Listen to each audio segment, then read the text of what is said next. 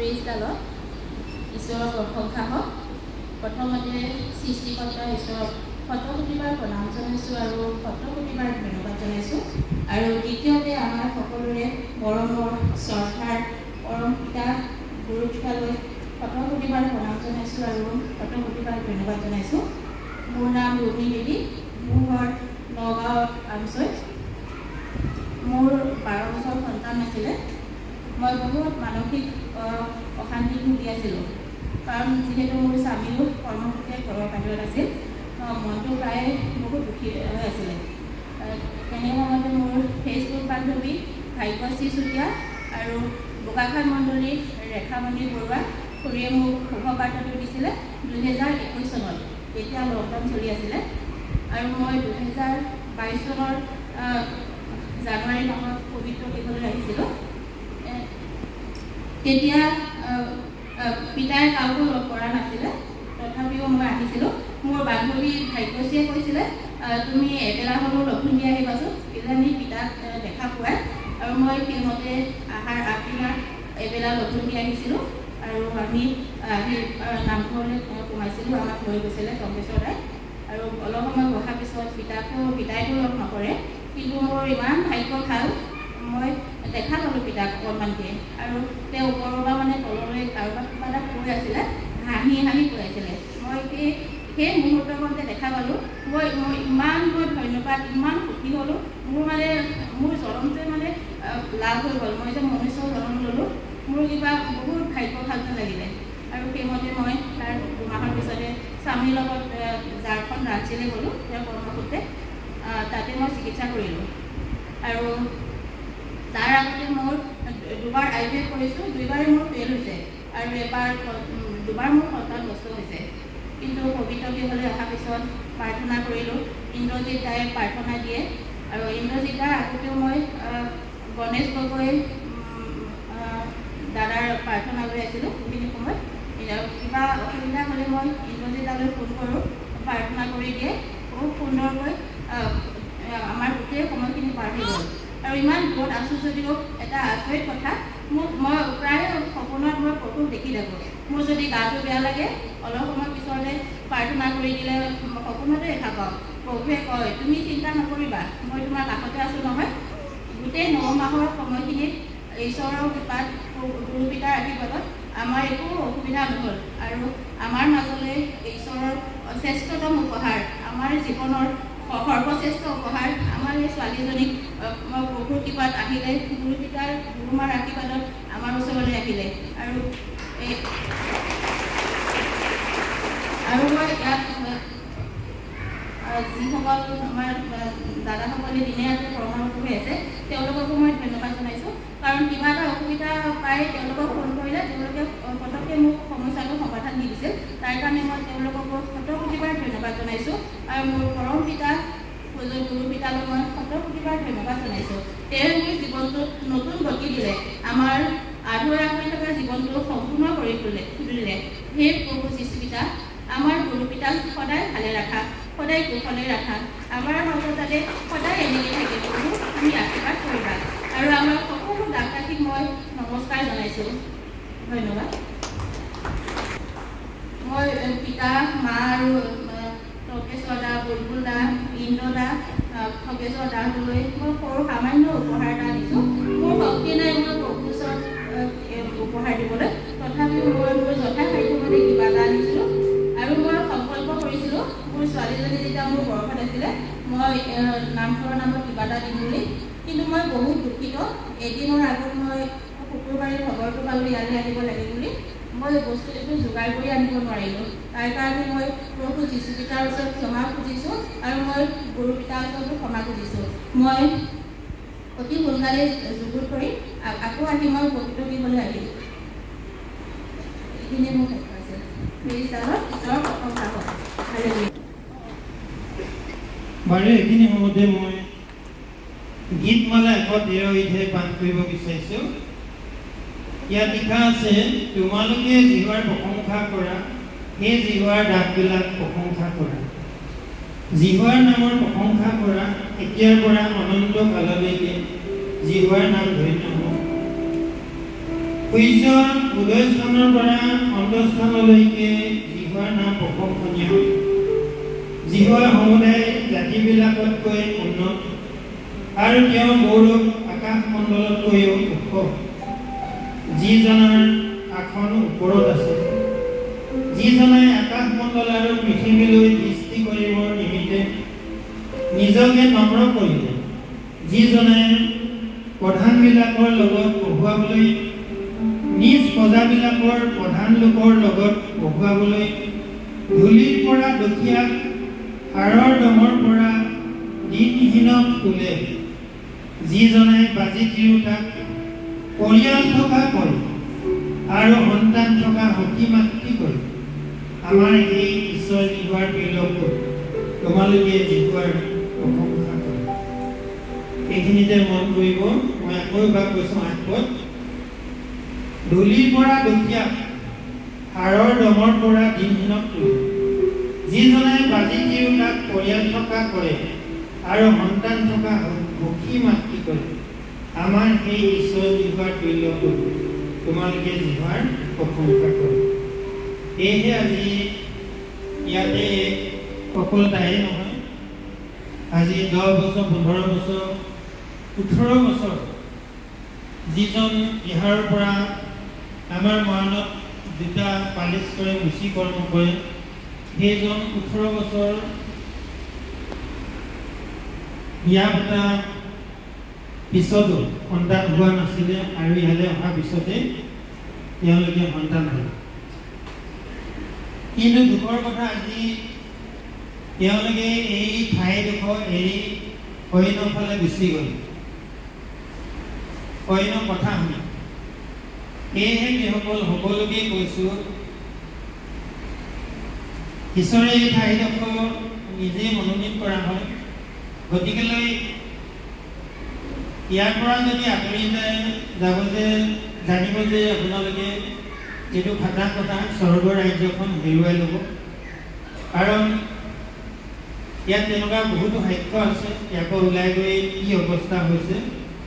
সেয়েহে আমি এইখিনি সময়তে আমাৰ মধুস্মিতা মাতিছিলোঁ, তাই ইয়াৰ বিষয়ে কেনেকৈ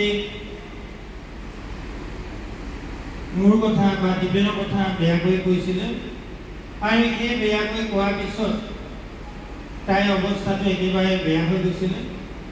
কিন্তু আজি তাই ইয়াত পাপ স্বীকাৰ কৰাৰ পিছতে তাই এতিয়া তেওঁ আজি সকলোকে চাহ খুৱাবৰ কাৰণে তেওঁ যুগুত কৰি আনিছে। আৰু এটা সাক্ষ্য ইয়াত মই সদায় কৈ থাকোঁ, ইয়াত যিবিলাকে গীত গান কৰে, যিবিলাকে বাদ্যযন্ত্ৰ বজায়, সেই সকলোকে ঈশ্বৰে সৰগটো বজাবলৈ দিব। ইয়াত মই আজি কিমান বছৰৰ পৰা মই কৈ আছিলোঁ আৰু এই মানুহবিলাকক বুজাবৰ কাৰণে আমাৰ ডাঙৰ ছোৱালীজনীক প্ৰভুৱে আহি দৰ্শন দিলে আৰু তাই যদিও তেনেকৈ কোৱালে। ইয়াত যিবিলাক গীত গান হৈ আছে তাতো হ'ব আৰু ইয়াত যিবিলাকে নাচিছে বা বাদ্যযন্ত্ৰ বজাইছে তাতো বজাব লাগিব। সেয়েহে আজি আমি আমাৰ অলপ আগতে আমাৰ ৰাজকিনৰ ছোৱালী, তাইৰ নাম কি আছিলে? পয়াশী গগৈ। তাই অলপমান ভুল কৰাৰ কাৰণে ইয়াত নাচিবলৈ দিয়া নাছিলোঁ, কিন্তু তাই নাচিবলৈ নিদিয়াৰ কাৰণে তাই কি অশান্তিত আছিলে অকণমান আহি ক'ব আৰু লগতে মাকো আহিব যে ইয়াৰ পৰা আশীৰ্বাদটো হেৰুৱাই দিলে মানুহৰ কি অৱস্থা হয়। এতিয়া আমাৰ ইন্দ্ৰজিৎ গগৈয়েও বা বুলবুলেও আমাৰ নিপেনো সাক্ষ্য দি আছে আৰু তেনেকুৱা বহুতো সাক্ষ্য দি আছে, আমাৰ নিপেনো সাক্ষ্য দিছে। গতিকেলৈ সকলোকে মই সদায় এটাই কথা কওঁ, মই নিজৰ পৰা হোৱা নাই আৰু মই কোনোবা খ্ৰীষ্টান মিছনাৰীৰ পৰা এইবিলাক পোৱা নাই। প্ৰভুৱে আহি নিজে মোক দৰ্শন দিয়া হয়। সেয়েহে আজি 20 বছৰ দিনে মই এটা মিছা কথা নকওঁ। মোক যেনেকৈ দেখুৱাইছে তেনেকৈ মই যি ক'বলৈ কয় তেনেকৈ কওঁ। এতিয়া যিটো গীত তাই নাছিলে, সেই হৰিণীয়ে যেনেকৈ জুৰিলৈ অতি হাবিয়াস কৰে, তেনেকৈ সেই ঈশ্বৰ মোৰ প্ৰাণে তোমালৈ হাবিয়াস কৰে। জীৱন্ত ঈশ্বৰলৈ মোৰ প্ৰাণ তৃষ্ণাটো হৈছে, মই কেতিয়া সেই ঈশ্বৰক দৰ্শন পাম। এই গীতটো ঈশ্বৰে মোক শিকাই দিয়া যোগে মই গীতটো গাইছিলোঁ। আৰু সেয়েহে তাইও আজি মই তাইক ক্ষমা কৰি দিয়াৰ কাৰণে তাই সেই গীতটোতে আজি তাই নাচি দেখুৱালে। আৰু যি কথা লিখা আছে তাই জীৱনতে ঘটিছে, তোমাৰ ঈশ্বৰ ক'ত ইহঁতে মোক ওৰেই, কিন্তু এই কথা কওঁতে দিনে ৰাতিয়ে মোৰ চকুলৈ মোৰ আহাৰ হ'ল। মই লোকসমূহে সৈতে কেনেকৈ গৈছিলোঁ, পৰ্ব পালন কৰোঁতা লোকসমূহক আনন্দ আৰু প্ৰশংসা ধ্বনিৰে ঈশ্বৰৰ গৃহলৈ মই কেনেকৈ লৈ গৈছিলোঁ। এই সকলো কথা সোঁৱৰণ কৰি মোৰ অন্তৰত মোৰ প্ৰাণ দুখেৰে দ্ৰৱীভূত হৈছিল। হে মোৰ মন, তুমি কিয় অধুমুখ হৈছা? মোৰ অন্তৰত কিয় ব্যাকুল হৈছা? ঈশ্বৰত ভৰসা কৰা, কিয়নো তেওঁ শ্ৰীমুখৰ সহায়ৰ কাৰণে মই পুনৰাই তেওঁক স্তুতি কৰিবলৈ পাম। সেয়েহে আজি তেওঁলোকে সঠিকে ক'ব যে ইয়াৰ পৰা আঁতৰি গ'লে, ইয়াৰ পৰা আশীৰ্বাদটো হেৰাই দিলে কি হয়, তেওঁলোকে কি অনুভৱ কৰিছিলে। সেইকাৰণে মই তেওঁলোকক দুদিনমান বাট চাই আছিলোঁ আৰু চাই কৈছিলে যে আমাৰ ছোৱালীজনীক আকৌ নাচিবলৈ দিয়ক। মই কৈছোঁ এতিয়া সময় হোৱা নাই, কাৰণ যেতিয়ালৈকে অনুতাপ নকৰিব তেতিয়ালৈকে মই বুজি নোপোৱালৈকে মই দিয়া নাছিলোঁ। সেয়েহে তেওঁলোকক আগতেও দুবাৰ তিনিবাৰ ঈশ্বৰে সাৱধান কৰি আছিলে, কিন্তু তেওঁলোকে বুজি নাপালে। সেয়েহে যিসকল সকলোকে কৈছোঁ এটাই কথা জানিব যে কথাৰে দাসক শুধৰোৱা নাযায়। আমি যিমান কথা কৈ থাকিলেও ল'ৰা ছোৱালী বা গৃহিণী বা বেলেগবিলাককো মই যিবিলাক শিক্ষা দি থাকোঁ তেওঁলোকে ইমান অনুভৱ নকৰে, কিন্তু তেওঁ জীৱনলৈ যেতিয়া দুখ কষ্ট আহিব তেতিয়াহে বুজি পাব যে হয় মই যে কোৱা কথাটো সঁচা। সেয়ে তেওঁলোকক অনুভৱ কৰিবলৈ মই সময় দিছিলোঁ। আজি তেওঁলোকৰ সময় উকলিলে আৰু আনন্দত আজি আকৌ তাই নাচিবলৈ পাইছে। সেয়েহে গতিকে তেওঁলোকে নিজৰ নিজৰ কথাবিলাক ক'ব।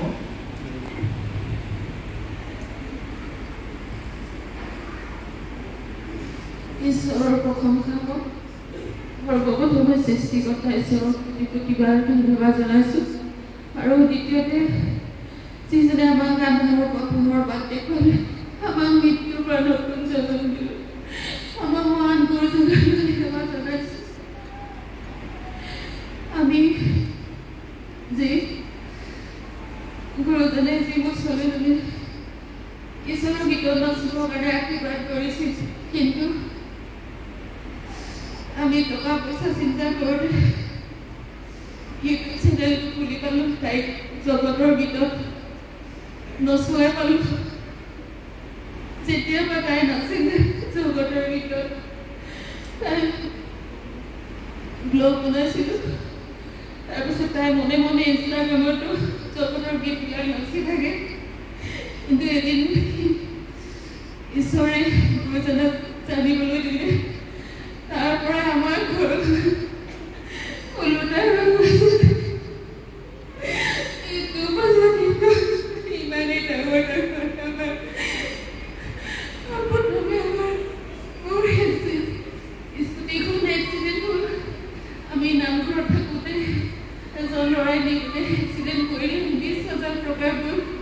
তাৰপাছত আমাৰ আৰু দুদিনমান পাছত পুনৰ মোৰ মানুহজনে ঘৰলৈ আহিছিল। 11:30 বজাত তেতিয়া এটা 8 বছৰীয়া ল'ৰা এটা গলিটোতে শুই আছিলে, কিন্তু মোৰ মানুহজনে দেখি নাপালে। হয়তো বজাত গাড়ীৰ ভিতৰত সোমাই গৈছে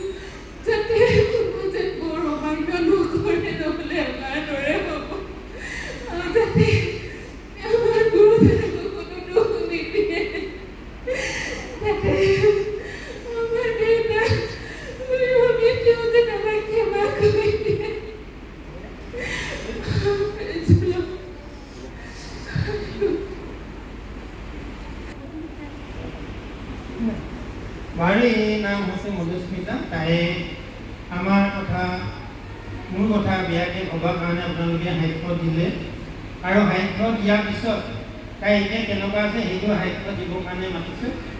আগত কেনেকুৱা পাইছিলে বিহু খোৱা কৰোঁ।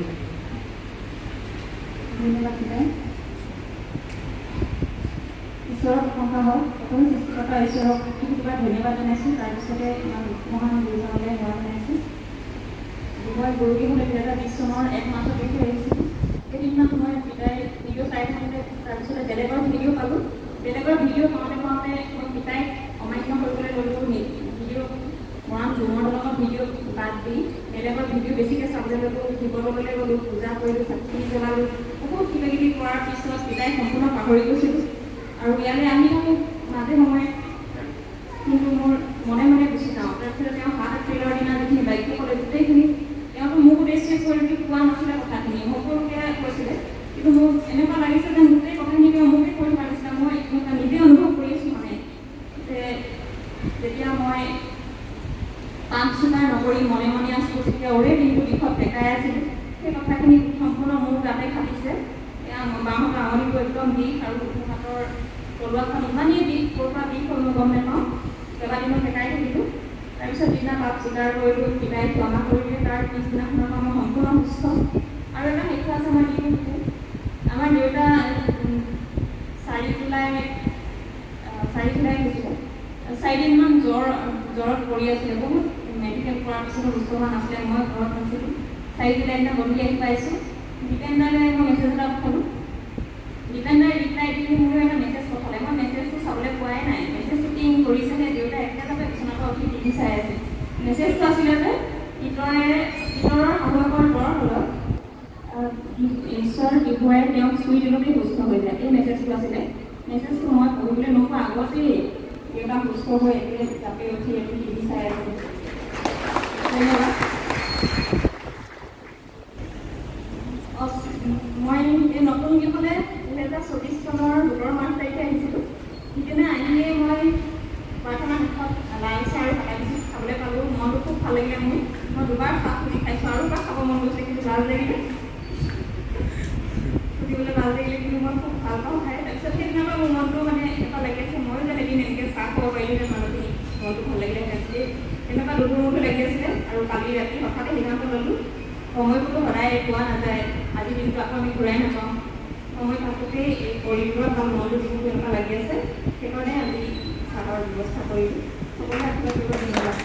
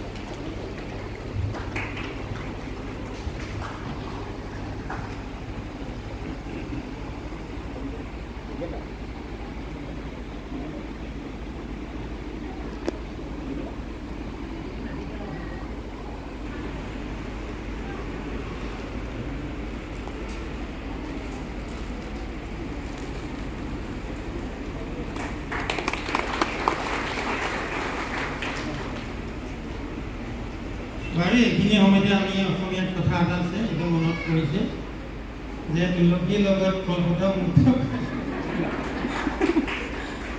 আৰু এটা কথা মই সদায় কওঁ যে চেণ্ট বেপাৰী এজনৰ লগত আপুনি যদি থিয় হৈ থাকে আপোনাৰ গাত এনেই ওলাব হালেলুয়া সেইকাৰণে মোৰ কাৰণে তেওঁলোককো ঈশ্বৰে আশীৰ্বাদ দি আছে কাৰণ দেখিলে তেওঁলোকে নজনা কথাবিলাক শিকাই বুজাই দিয়াৰ কাৰণে ঈশ্বৰে জানিছে নহয় সেইকাৰণে তেওঁলোককো যে আজি ঈশ্বৰে এনেকৈ আশীৰ্বাদ কৰি দিছে সেয়ে সকলোকে কৈছোঁ আপোনালোকে ঈশ্বৰৰ কাম কৰিবৰ কাৰণে ইমান জটিল নহয় একেবাৰে উজু কাৰণ ঈশ্বৰৰ কামটো এনেকুৱা হয় যে বাইবেলত লিখা আছে ভগৱন্তা যদি প্ৰচাৰ নকৰে তেতিয়াহ'লে সন্তান হ'ব গতিকে আজি মই যেতিয়া ঈশ্বৰক পাইছিলোঁ তেতিয়া মই ইমান ডাঙৰ ব্যৱসায় ল'ৰা ছোৱালী চব এৰি থৈ গুচি গ'লোঁ আৰু ঘৰে ঘৰে গৈ এনেকৈ লঘোণে ভোগে থাকি প্ৰথম অৱস্থাত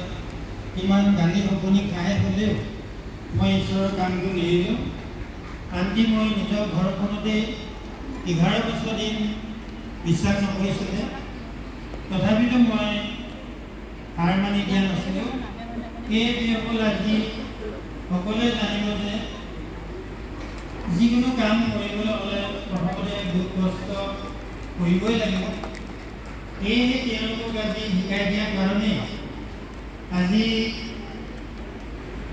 ঈশ্বৰে তেওঁলোকক বাইবেলত লিখা মতে আপোনালোকে যদি ঈশ্বৰৰ মতে চলে তেতিয়াহ'লে ওলাওঁতে সোমাওঁতে গাঁৱে ভূঞে নগৰে চহৰে খেতি পথাৰ জীৱ জন্তু পশু পক্ষী সকলোতে আশীৰ্বাদ পাব সেয়েহে আজি ইন্দ্ৰজিতে বা আমাৰ সদস্যই হওক তেওঁলোকে ঈশ্বৰৰ বাক্যবিলাক বা মানুহবিলাকক শিকাই দিয়াৰ কাৰণে তেওঁলোকক য'তে ত'তে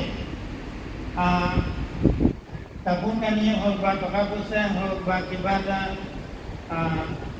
খোৱা বোৱাই হওক তেওঁলোকক ঈশ্বৰে য'তে ত'তে যোগাৰ ধৰি থাকে সেয়ে সকলোকে কৈছোঁ আপোনালোকে এই ঈশ্বৰৰ কামটো অকল ময়ে কৰিব লাগিব বা মোকেই ঈশ্বৰে আশীৰ্বাদ দিছে সেয়া নহয় আপোনালোকেও সেইখিনি কৰিব পাৰিব কিন্তু আপোনালোকে চেষ্টা কৰিব আৰু আমাৰ এইটো উদ্দেশ্য নহয় যে আমি এইটো ধৰ্ম প্ৰচাৰ কৰা অনুষ্ঠান নহয় কিন্তু আমি মৰিলে ক'ত যাম মৰিলে দুটা জেগা আপোনালোকে নিশ্চয় জানিব যে এটা স্বৰ্গ আৰু এটা নৰক কিন্তু মানুহে আকৌ প্ৰশ্ন ধৰে যে কোনে স্বৰ্গ দেখিছে কোনে নৰক দেখিছে সেইকাৰণে প্ৰভু যীশুৱে নিজে মৰি 3 দিনৰ পিছত যি উঠি 40 দিন জীয়াই থকা প্ৰমাণ দেখুৱাই তেওঁ স্বৰ্গলৈ গুচি গ'ল আৰু যোৱাৰ পাছত কৈ গৈছিলে যে মই তোমালোকৰ কাৰণে এটা হয়তো আত্মা পবিত্ৰ আত্মা পঠিয়াই দিম মিছা নোকোৱা আত্মা এই আত্মাটোৱে মোক আজি 40 বছৰ বয়সত মোক দিছিলে এতিয়া মোৰ বয়স 60 বছৰ হৈছে আৰু সেই 3 বছৰ দিন মই ঈশ্বৰৰ কৰ্ম কৰি আছোঁ সেয়েহে আজি যদি আপোনাৰ জীৱনটো ঈশ্বৰে লৈ যায় আপোনাৰ ধন সম্পত্তি চব থাকি যাব কিন্তু মৰাৰ পিছত ক'ত যাব এইকাৰণে জীয়াই থকা সময়তে যদি প্ৰভু যীশুক বিশ্বাস কৰে আপুনি ধৰ্ম ল'ব নালাগে, কিন্তু আপুনি যদি সেই বিশ্বাস কৰি তেওঁক যদি আপুনি সদায় প্ৰাৰ্থনা কৰি থাকে, তেতিয়াহ'লে আপোনালোকক ঈশ্বৰে সদায় আশীৰ্বাদ কৰি থাকিব। এতিয়া তেওঁলোকে 12 বছৰ পিছত যেনেকৈ সন্তান হৈছে, তেনেকৈ ঈশ্বৰে অকল সন্তানেই নহয়, ইয়াত হিচাপ দিব নোৱাৰাকৈ বেমাৰ আজাৰবিলাক আৰু ঘৰখনত কিমান অশান্তি আছিলে, এই সকলোবিলাক সাক্ষ্য চালেতো শেষে নহ'ব। সেয়ে মই এটা গীত গাম আৰু এই গীতটোতে ঈশ্বৰে সকলোকে আশীৰ্বাদ কৰিব। আমি বেছি সময় নলওঁ, কিন্তু তাৰ আগতে কিমান নতুনকৈ আহিছে আপোনালোকে আজি নতুনকৈ অহা আলহীসকলে সন্দেহ থিয় হৈ দিব, কিমানজন নতুনকৈ আহিছে। আমি মণ্ডলীসকলে তেখেতলোকক ধন্যবাদ বহিব বাৰু। আমি এই গীতটো গাম। মন কঠিন হৈ থকাসকল, সময় বেগাই গৈ আছে, অতিকৈ পলম হৈ আছে, সময় বেগাই গৈ আছে। প্ৰভুৱে যদি আপোনাৰ জীৱনটো আজিয়ে লৈ যায়, মন সলনি নহ'লে নৰকত জ্বলি থাকিব। মন কঠিন হৈ থকা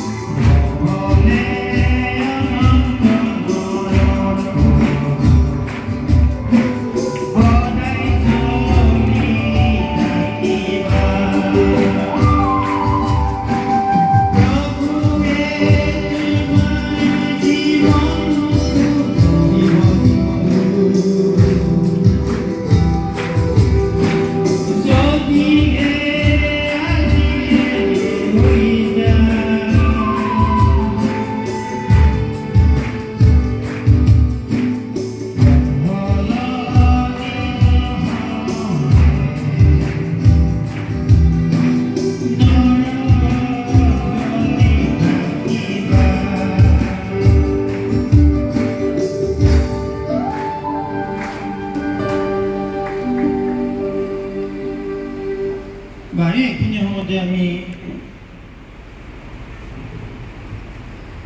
আজি যিখন নাটক আছে এই নাটকখনৰ মূল বিষয়টো অকণমান মই কৈ দিছোঁ। এয়া হৃদগতে খাপ হৈ দিয়া চাব, বেইচাৰ পৰা আঁতৰি থকা ভাল।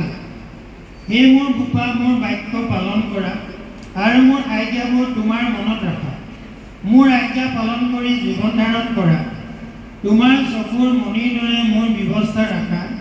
সেইবোৰ তোমাৰ আঙুলিত বান্ধা আৰু তোমাৰ হৃদয়ৰ ফলিত লিখি ৰাখা। তুমি যেন প্ৰজ্ঞা আৰু সুবিবেচনাৰ দ্বাৰাই পৰস্তিৰ পৰা কেনেকৈ নিজ বাক্যৰে খোচামত কৰোঁতা ব্যভিচাৰিণীৰ পৰা ৰক্ষা পোৱা। এই নিমিত্তে প্ৰজ্ঞাক তুমি মোৰ ভনী আৰু সুবিবেচনাক তুমি মোৰ প্ৰণয়ৰ বন্ধু বুলি কোৱা। কিয়নো মই মোৰ ঘৰৰ খিৰিকী দুৱাৰৰ ওচৰত থিয় হৈ চিলিঙিয়েদি চাইছিলোঁ, তাতে নিৰ্বোধবোৰৰ ভিতৰত এটাৰ ওপৰত মোৰ চকু পৰিল। যুৱকবিলাকৰ মাজত এজন জ্ঞানশূন্য ডেকাক মই দেখিলোঁ। দিন উৰ পৰিলত কৃষ্ণপক্ষ ৰাতি মাজনিশাৰ আন্ধাৰত সি তাই থকা আলি চুকৰ ওচৰ পাই তাইৰ ঘৰৰ বাটেদি গৈ আছিল। তাতে চোৱা, বেইচাৰ সাজ পিন্ধা এজনী ধূৰ্ত চিত্তা তিৰোতা তাৰ সন্মুখত উপস্থিত হ'ল।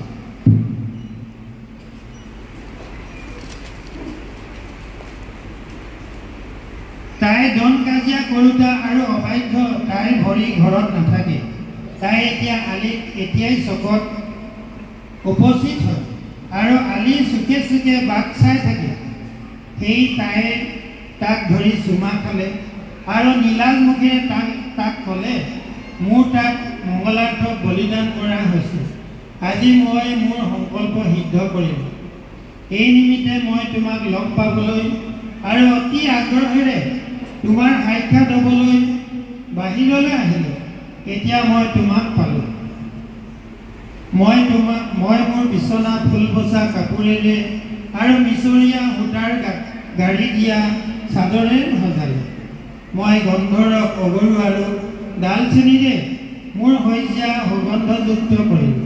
বোলা আমি ৰাতিপুৱালৈকে কামৰক্তত মগ্ন হওঁ আৰু প্ৰেমত সুখী হওঁ।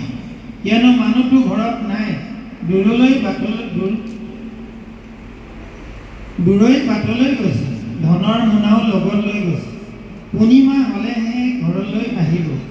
এইদৰে তাই অনেক মধুৰ কথাৰে তাক সন্মত কৰালে আৰু ওঠৰ খোচামতি বাক্যৰে তাক ফুচুলাই লৈ গ'ল। যেনেকৈ গৰু হত হ'বলৈ যায় বা নিৰ্বোধে শান্তিৰ অৰ্থে বেৰিৰ পাণ খাবলৈ যায়, তেনেকৈ সিও তেতিয়াই তাইৰ পাছে পাছে গৈ থাকে। এই নাটকখনি আমাৰ দীপেন দাদা আৰু ৰিম্পী আৰু দেৱযানী তেওঁলোকে নাটকখন দেখুৱাব। খন্তেক আপোনালোকে ধৈৰ্য দি উপভোগ কৰিব।